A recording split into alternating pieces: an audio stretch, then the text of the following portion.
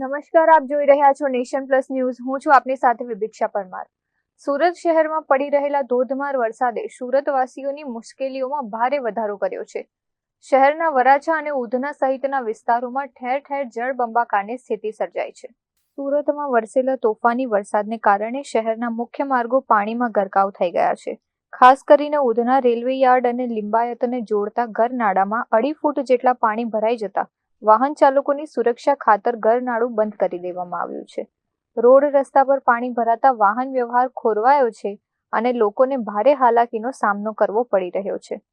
આ તરફ સુરતની ભગવાન મહાવીર યુનિવર્સિટી કેમ્પસમાં પણ ઘૂંટણસમાં પાણી ભરાઈ જતા શિક્ષણ સમિતિ દ્વારા વિદ્યાર્થીઓ માટે રજા જાહેર કરવામાં આવી છે.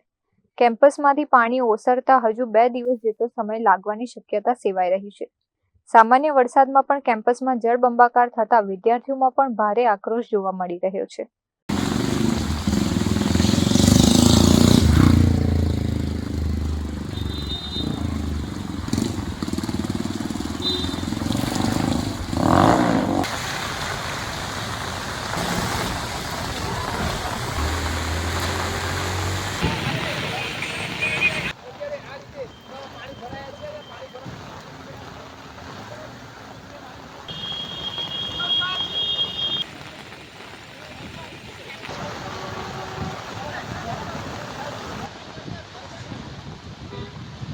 Bureau report, nation plus news, Surat.